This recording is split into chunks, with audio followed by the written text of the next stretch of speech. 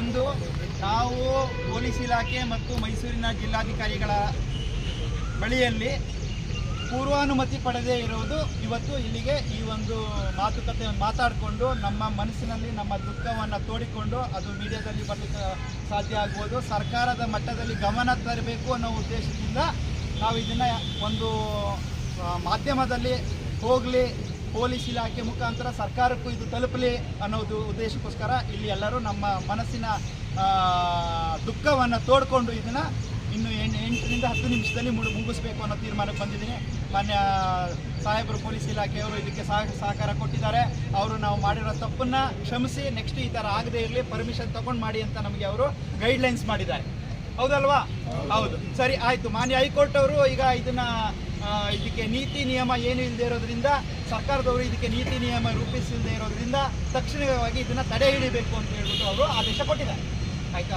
ಅದರಂತೆ ಮೊನ್ನೆ 15ನೇ ತಾರೀಕಿಂದ ನಾವು ಯಾರು ಬೈಕ್ ಟ್ಯಾಕ್ಸಿನ ಓಡಿಸ್ತಾ ಇಲ್ಲ. ಹೌದಾ? ಓಡಿಸ್ಬೇಕು ಅಂತ ಅಂದ್ರೂ ಅಲ್ಲಿ ಆ್ಯಪಲ್ಲೂ ಶೋ ಆಗ್ತಾ ಇಲ್ಲ. ಮನೆ ಖರ್ಚಿಗಾದ್ರೂ ಮಾಡ್ಕೊಂಡು ಹೋಗ್ತಾ ಇದ್ವಿ. ಹೌದಾ? ಹೌದು. ಆ ಒಂದು ಪರಿಸ್ಥಿತಿಗೆ ಇಲ್ಲ ನಾವು ಇವತ್ತಿನ ದಿನ. ಆಯಿತಾ? ಎಲ್ಲರಿಗೂ ಕೈ ಕಟ್ಟಾಕ್ದಂಗೆ ಆಗಿದೆ.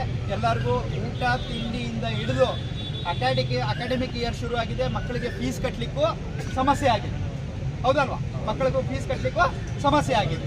ಇಂಥದ್ರಲ್ಲಿ ನಾವು ಸರ್ಕಾರ ಗಮನಕ್ಕೆ ತರಬೇಕು ಅಂತ ಬೆಂಗಳೂರು ರ್ಯಾಲಿಗೆ ಹೋಗಬೇಕು ಅಂತ ತೀರ್ಮಾನ ಮಾಡ್ಕೊಂಡಿದ್ವಿ. ಇಲ್ಲಿ ಆಟೋದವರು ವಿರುದ್ಧವಾಗಿ ಅಥವಾ ಸರ್ಕಾರದ ವಿರುದ್ಧವಾಗಿ ಅಥವಾ ಇನ್ಯಾರೋ ಒಬ್ಬರ ವಿರುದ್ಧವಾಗಿ ನಾವು ಜಾಥಾ ಮಾಡ್ತಾ ಇಲ್ಲ. ನಮ್ಮ ಹೊಟ್ಟೆಪಾಡಿಗೋಸ್ಕರ, ನಮ್ಮ ಕೆಲಸ ಗಟ್ಟಿ ಮಾಡಲಿಕ್ಕೋಸ್ಕರ, ಆಯಿತಾ, ಇದನ್ನು ನಾವು ಮಾಡಲಿಕ್ಕೆ ಹೊರಟಿದ್ವಿ. ಆಯಿತಾ? ಆದರೆ ಇಲ್ಲೇನಾಗಿದೆ ಅಂದರೆ ಸರ್ಕಾರಕ್ಕೆ ಭಾರತ ದೇಶದಲ್ಲಿ 16ರಿಂದ 18 ರಾಜ್ಯದಲ್ಲಿ ನೀತಿ ನಿಯಮನ ರೂಪಿಸಿ ಬೈಕ್ ರ್ಯಾಲಿ ಮಾಡಲಿಕ್ಕೆ ಅನುಮತಿ ಕೊಟ್ಟಿದ್ದಾರೆ. ಆ ವಿಷಯ ನಮ್ಮ ಸರ್ಕಾರ ಗಮನಕ್ಕೆ ತರಬೇಕು. ಬಟ್ ಸರ್ಕಾರ ಗಮನಕ್ಕೆ ಅದು ಏನು ಮಾಡಿದಾರೋ ಅದನ್ನು ನಮ್ಮ ಕರ್ನಾಟಕದಲ್ಲೂ ನಮಗೂ ಮಾಡಿ ಅದು ನಮಗೆ ಕೈಗೆ ಉದ್ಯೋಗ ಕೊಡಿ ಅಲ್ವಾ? ನಾವು ಉದ್ಯೋಗ ಮಾಡ್ತಾ ಇದ್ದೀವಿ ಇಲ್ಲಿ ಅಲ್ವಾ? ನಮ್ಮಿಂದ ಯಾರಿಗೂ ತೊಂದರೆ ಕೊಡ್ತಾ ಇಲ್ಲ. ನಾವಿಲ್ಲಿ ಕಂಪೇರ್ ಮಾಡ್ತಾ ಇಲ್ಲ. ಆಟೋದವ್ರಿಗೆ ಇಷ್ಟು, ನಮ್ಮದು ಇಷ್ಟು, ಅದೆಲ್ಲ ಕಂಪೇರ್ ಮಾಡ್ತಾ ಇಲ್ಲ. ನಮ್ಮ ಉದ್ಯೋಗ ಏನು ನಡೀತಾ ಇತ್ತು, ನಾವು ಪಬ್ಲಿಕ್ಕಿಗೆ ಸರ್ವಿಸ್ ಕೊಡ್ತಾ ಇದ್ದೀವಿ. ನಮ್ಮಿಂದ ಪಬ್ಲಿಕ್ಕಿಗೆ ಅನುಕೂಲ ಆಗ್ತಾ ಇದೆ. ಆಯಿತಾ? ಈಗ ಒಂದು ವಾರದಿಂದ ನಾವು ಪಬ್ಲಿಕ್ ಸರ್ವಿಸ್ ಕೊಡೋದನ್ನು ನಿಲ್ಲಿಸಿದ್ದೀವಿ. ನಮಗೆ ಕೈ ಕಟ್ಟಾಗ್ತಿಂದೆ ಉದ್ಯೋಗ ಇಲ್ಲ. ಅದ್ರ ಜೊತೆಗೆ ನಮ್ಮನ್ನು ಅವಲಂಬಿಸಿರ್ತಕ್ಕಂಥ ಪಬ್ಲಿಕ್ಕಿಗೂ ತೊಂದರೆ ಆಗಿದೆ. ಹೌದಲ್ವಾ? ತುಂಬ ಪಬ್ಲಿಕ್ಕಿಗೂ ತೊಂದರೆ ಆಗಿದೆ. ಕೆಲವರು ಸೋಷಿಯಲ್ ಮೀಡಿಯಾದಲ್ಲಿ ಹೇಳ್ತಾ ಇದ್ರು, ಬೈಕ್ ಟ್ಯಾಕ್ಸಿ ನಿಲ್ಲಿದ ತಕ್ಷಣ ರ್ಯಾಪಿಡೋ ಮಾಡಿ, ಝೊಮ್ಯಾಟೊ ಮಾಡಿ, ಸ್ವಿಗ್ಗಿ ಮಾಡಿ ಅಂತ ಹೇಳ್ತಾ ಇದ್ರು. ನಾನು ಗಮನಿಸಿದ್ದೀನಿ, ನೀವೆಲ್ಲ ಗಮನಿಸಿದ್ದೀರಲ್ಲ.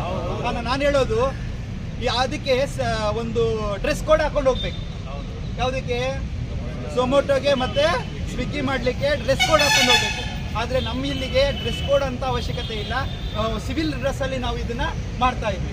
ನಮ್ಮ ಸ್ವಂತ ಕೆಲಸ ಕಾರ್ಯ ಏನೇನಿತ್ತು ಅದನ್ನು ಮುಗಿಸ್ಕೊಂಡು ನಾವು ಈ ಕೆಲಸನ ಮಾಡ್ಲಿಕ್ಕೆ, ಆವಾಗ ಸಿವಿಲ್ ಡ್ರೆಸ್ಸಲ್ಲಿದ್ದರೂ ಈ ಕೆಲಸ ಮಾಡ್ಬೋದು. ಬಟ್ ಆ ಕೆಲಸ ಮಾಡಬೇಕಾದ್ರೆ ಡ್ರೆಸ್ ಕೋಡ್ ಅಪ್ಲೈ ಆಗೇ ಆಗುತ್ತೆ. ಹೌದಲ್ವಾ? ಆದರೆ ಇವತ್ತಿನ ದಿನ ನನಗೆ ತಿಳಿದಿರೋ ಪ್ರಕಾರ ಅಥವಾ ನಿಮ್ಮ ಎಲ್ರಿಗೂ ತಿಳಿದಿರೋ ಪ್ರಕಾರ, ನಿಮ್ಮ ಸ್ನೇಹಿತರು ಯಾರೇ ಸ್ವಿಗ್ಗಿ ಝೊಮ್ಯಾಟೊ ಮಾಡ್ತಾ ಇದ್ರೆ, ನಮ್ಮ ಬೈಕ್ ಟ್ಯಾಕ್ಸಿನಲ್ಲಿ ಅರ್ನಿಂಗ್ಸ್ ಏನು ಮಾಡ್ತಾ ಇದ್ದೀವಿ ಅದಕ್ಕಿಂತ ಸ್ವಲ್ಪ ಕಡಿಮೆನೇ ಮಾಡ್ತಾ ಇದ್ದಾರೆ. ಹೌದಲ್ವಾ? ಕಡಿಮೆನೇ ಮಾಡ್ತಾ ಇದ್ದಾರೆ.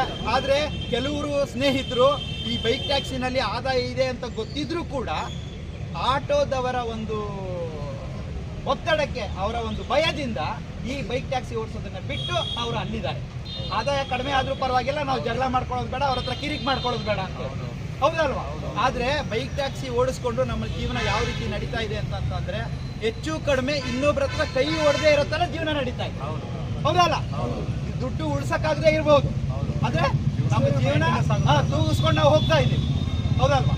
ಆದರೆ ಇಷ್ಟೇ ಹೇಳಕ್ಕೆ ಇಷ್ಟಪಡ್ತೀನಿ, ಸರ್ಕಾರದವರು ಭಾರತದಲ್ಲಿ ಎಷ್ಟು ರಾಜ್ಯಗಳಲ್ಲಿ ಯಾವ ನೀತಿ ನಿಯಮನ ರೂಪಿಸಿ ಬೈಕ್ ಟ್ಯಾಕ್ಸಿನ ಮುಂದುವರಿಸ್ಕೊಂಡು ಹೋಗಿ ಅಂತ ಲೈಸೆನ್ಸ್ ಕೊಟ್ಟಿದ್ದಾರೆ, ಅನುಮತಿ ಕೊಟ್ಟಿದ್ದಾರೆ. ಅದೇ ರೀತಿ ನಮ್ಮ ಕರ್ನಾಟಕದಲ್ಲೂ ಕೂಡ ನಮಗೆ ನೀತಿ ನಿಯಮನ ರೂಪಿಸಿ ನಮಗೆ ಅನುಮತಿ ಕೊಡಿ. ಆಯಿತಾ? ನೀವು ಕೊಡಿ. ನಮಗೆ ನಮ್ಮ ಉದ್ಯೋಗನ ನಾವು ಕಿತ್ಕೊಂಡಿರೋದು ನಮ್ಮ ಕೈಯಿಂದ ಸರಿ ಇಲ್ಲ. ಆಯಿತಾ? ನಮ್ಮ ಎಲ್ರಿಗೂ ತುಂಬ ತೊಂದರೆ ಆಗಿದೆ.